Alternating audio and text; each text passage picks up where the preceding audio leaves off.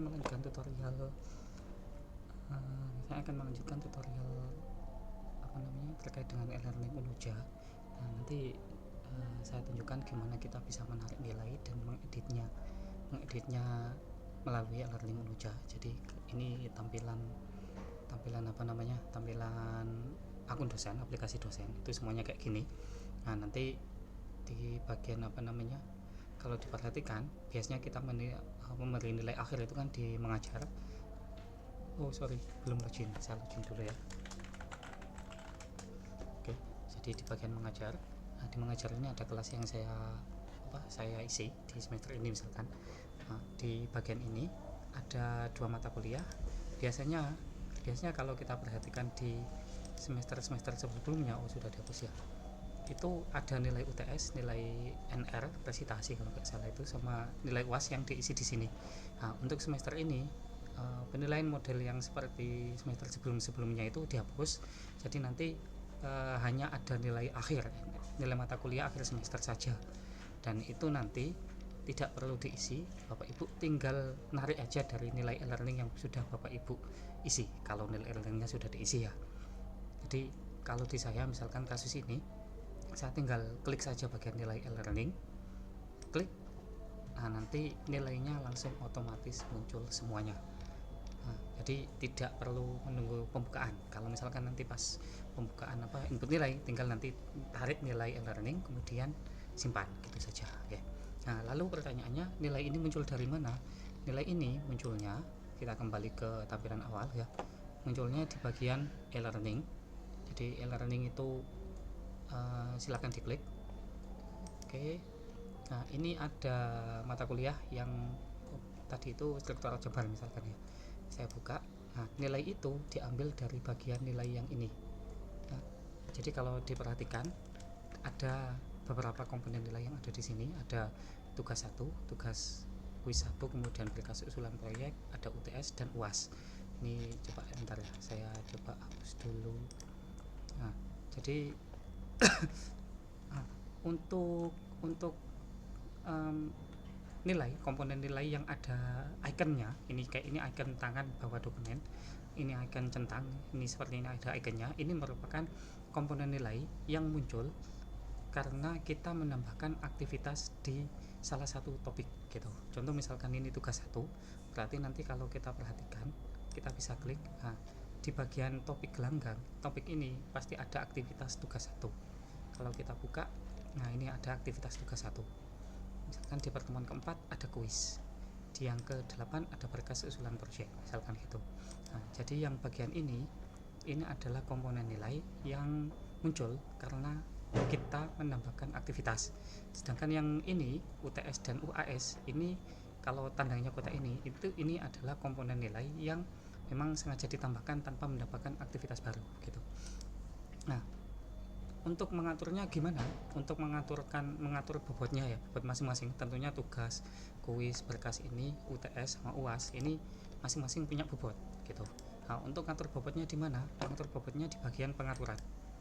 Di pengaturan ini ada keterangan bobot 1, kemudian ini 2, UTS-nya 0, berarti anggap aja misalkan UTS-nya tidak dihitung ya di sini. Kalau mau dibuat 2 ya bisa tinggal ganti 2 gitu. Ini untuk mengatur bobot gitu.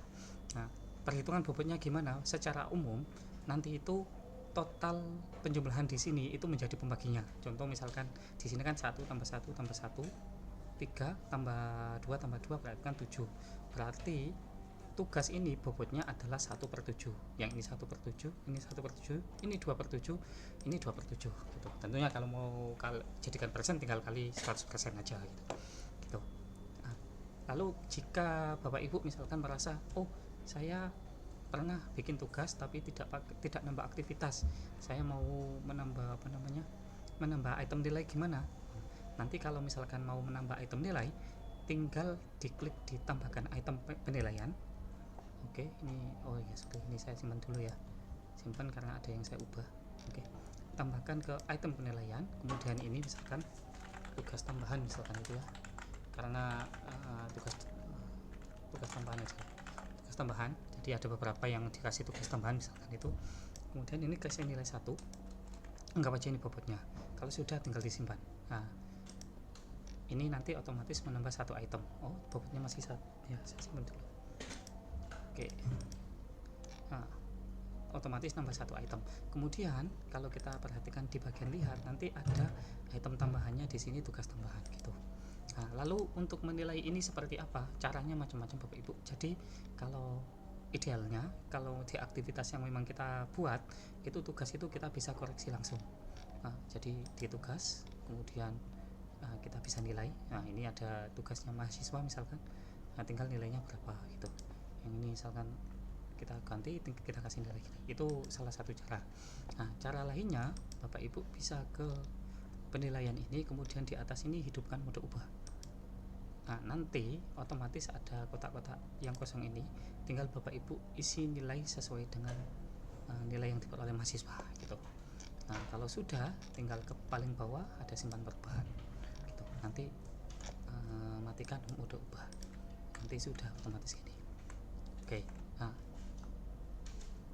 lalu selanjutnya, jika misalkan ini, kalau diperhatikan ini kan banyak tugas komponen yang belum saya isi. Nah, kalau di settingan sekarang ini isian yang belum diisi ini kita dianggap sebagai isian yang tidak dihitung gitu.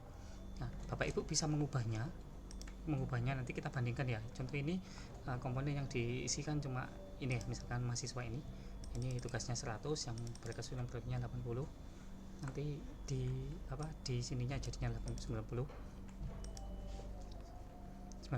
Nah, kalau misalkan Bapak Ibu menginginkan bahwa tugas yang belum dikoreksi ini dianggap 0, atau komponen yang belum dinilai ini dianggap 0 gitu, Bapak Ibu balik ke bagian pengaturan tadi. Ini ada bagian ubahnya bisa diklik, kemudian ubah pengaturan. Nah, setelah ubah pengaturan, nah, klik ditampilkan lebih banyak, ini centangnya bisa dihapus. Nah, ini centangnya dihapus, kemudian disimpan, lanjut. Oke, setelah itu kalau kita perhatikan nilainya, maka nilai mahasiswa ini langsung jeblok semua. Jadi karena ini dianggap 0, semuanya dianggap 0. Jadi yang nilainya yang ada di sini aja. Nah, kalau sudah ada perubahan misalkan ini, kemudian kita pengen ngupdate nilai yang ada di aplikasi dosen, balik ke aplikasi dosen, kemudian ke bagian mengajar, kemudian ke sini, oke, ke kelasnya, oke. Nah, tinggal ditarik nilai e-learningnya. Oke, jadi ini beda sekali dengan tadi karena beda proses penilaian gitu. Sementara itu tutorial yang bisa saya berikan. Jadi kalau misalkan nanti ada pertanyaan bisa tanya langsung ke kami. Oke, sekian, terima kasih, semoga bermanfaat.